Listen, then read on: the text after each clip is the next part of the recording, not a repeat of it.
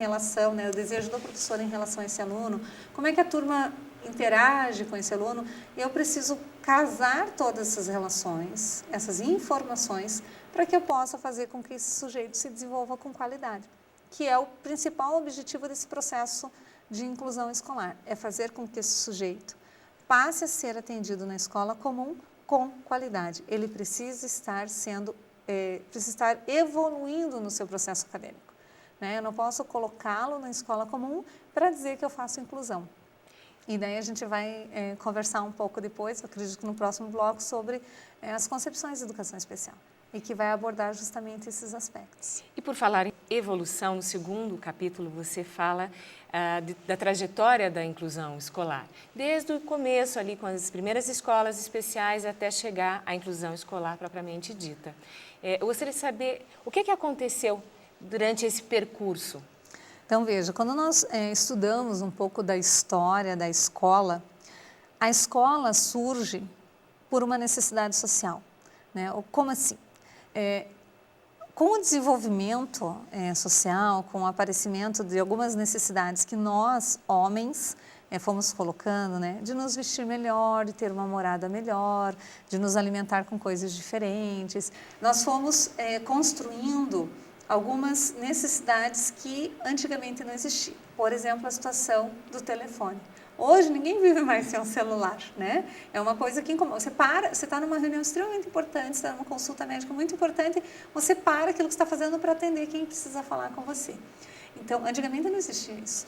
E a escola vem justamente para atender aquela necessidade num determinado momento em que as mulheres passam, modificam a sua função social, de serem as cuidadoras dos seus filhos e do seu lar, para contribuir com esse desenvolvimento. Então, quando elas começam a se organizar entre elas, na mesma casa, que foi o início, para lavar roupa no riacho, e alguém precisava olhar as crianças, elas começaram a perceber que elas poderiam pegar várias crianças, não só da casa delas e das outras, para que várias fossem lavar roupa, que seria muito mais rápido, enquanto um olhava as crianças. Então, esse é um dos fatos, Claro que cada momento histórico e cada teórico que você pega, você vai pegar a origem da escola diferente. Então, para cozinhar, então essas necessidades foram agregando os filhos, e uma passou a cuidar. Por isso que nós temos as cuidadoras, as educadoras. Para criar uma facilidade, na verdade, a gente criou uma necessidade. E, de repente, a gente não consegue mais se ver sem ela. Então, o que acontecia? Vamos até pegar um pouco da legislação. O que acontecia? Vou pegar na minha época, Eu fui para a escola com 6 anos de idade na pré-escola, em 1976. Vai fazer a conta para ver quantos anos eu tenho agora, Mas, assim, em 76, as crianças iam para a escola com 6 anos. Hoje, as crianças vão para a escola com o quê? Com 4 meses, 5 meses. Terminou a licença maternidade da mãe, a criança já está na escola. Por quê? Porque existe uma necessidade social que a mãe saia para contribuir com o orçamento familiar e ou às vezes até ser a única, que mantém essa família no que precisa, e alguém precisa olhar essa criança. Então surgem as creches e as pré-escolas. Em relação, só para diferenciar o que é creche e o que é pré-escola.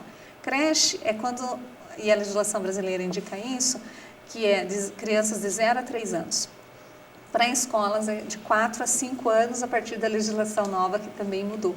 Então, crianças com 6 anos já vai para o ensino fundamental, é obrigatório, os pais precisam matricular, senão eles serão punidos. Na história da educação especial, nós iniciamos quando as pessoas eram eliminadas. Então, quando nascia alguma criança com alguma anomalia aparente, então sem um membro, com microcefalia, que é o não desenvolvimento do cérebro, com alguma coisa evidente, que você batia o olho nessa criança e via que ela estava errada, vamos dizer assim, para aquele momento, eles eliminavam, eles jogavam no penhasco, eles matavam, eles enterravam. As pessoas foram se desenvolvendo e foram percebendo que eram pessoas e que não precisavam fazer isso. Aí começaram a esconder.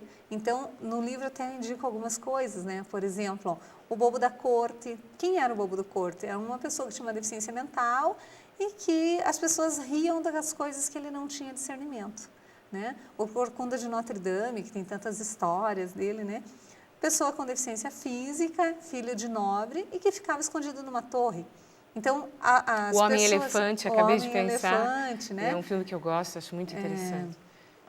O lobo que criou o bebê, né? O filho Tarzan, enfim. São algumas histórias que a gente tem e que são apontadas para a educação especial como momentos de transição desta história. Vou falar educação, mas dessas pessoas com necessidades especiais. Existe uma distinção em pessoas com necessidades especiais e pessoas com necessidades educativas especiais. E são momentos históricos distintos. Nós temos necessidades especiais. Quando eu tenho me ataca a rinite, por exemplo, eu tenho uma necessidade específica. Então, essa é uma necessidade especial. Só que eu não tenho uma necessidade educativa especial. O meu processo de aprendizagem não precisou, graças a Deus, ou não sei se Deus fala assim, mas não precisou em nenhum momento a gente retomar e fazer uma intervenção diferenciada para que eu pudesse ter uma vida acadêmica adequada.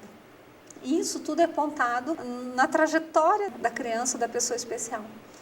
Quando nós temos, então, a eliminação das pessoas, depois a valorização à vida, a segregação, né, que é um termo que hoje, como o processo de inclusão está sendo muito discutido, o que é segregar esta pessoa, né? A partir do momento que eu tenho um princípio de incluir, significa que eu tenho alguém excluído. Quem é o excluído? É aquele que não tem acesso? É aquele que é o diferente? Então, vamos pensar assim, estou numa sala de universidade, onde que 60% dos meus alunos entraram pelo sistema de cotas da universidade. Quem é o excluído? Aquele que está no sistema de cota ou os 40% que não estão no sistema de cota? Então, sempre que eu falo inclusão e exclusão, eu tenho que ter um padrão, uma regra, né, que nós chamamos em pesquisa de categoria. Voltando na história, nós temos os eliminados, os segregados, os integrados e os incluídos, que são 4 momentos da história dessas pessoas com necessidades especiais, totalmente distintas e que está relacionado aos fatos sociais, econômicos, políticos e culturais. Então, hoje, o que nós... tanto que no meu livro eu aponto isso, eu começo a escrever a partir de 1948, com a Declaração dos Direitos Humanos, que a gente vai apontando, né, a valorização do ser, as relações, e daí isso vem a igualdade, isso vem do pensamento pragmático, né? A importância do vínculo, a natureza, né, tanto do pensamento, do conhecimento, quanto do ser.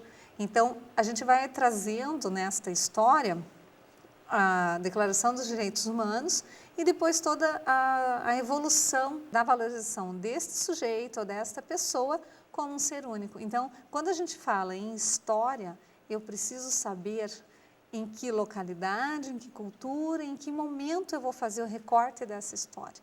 É claro que no livro não deu para trabalhar toda, né? Então eu fui pincelando os fatos que são, no meu ponto de vista, relevantes, para que a gente possa entender hoje o que esse processo de inclusão escolar está relacionado com os aspectos culturais, econômicos, né, políticos e principalmente na valorização da pessoa que tem essa limitação.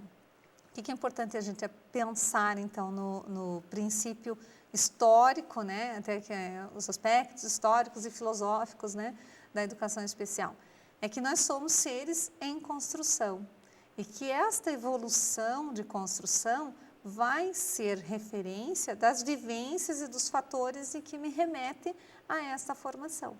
Então, eu vou dar um exemplo bem prático. Quando eu sou solteira e na minha casa estou acostumada a comer aos domingos frango assado e macarrão. E o meu marido, o meu marido era acostumado em comer churrasco. Quando nós constituímos uma nova família, né, a nova estrutura, o que vai acontecer? Eu vou trazer as minhas vivências, a minha cultura do macarrão lá, e ele vai trazer a situação do churrasco. Nós vamos fazer aos domingos na nossa casa macarrão com churrasco. E vamos construir uma nova situação. E isso não é diferente nas outras situações.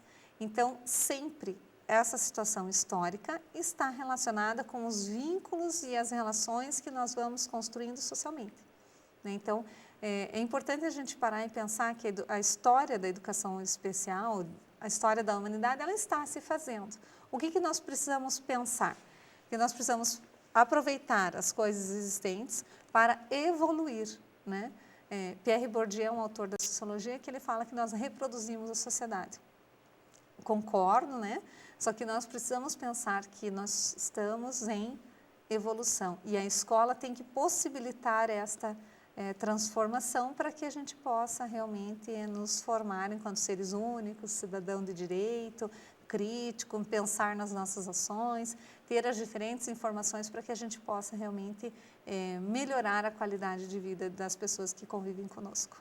E depois dessa evolução histórica, no próximo bloco, vamos nos aprofundar nas leis e falar também das mudanças e atualizações que foram feitas recentemente a respeito da inclusão escolar. Até já!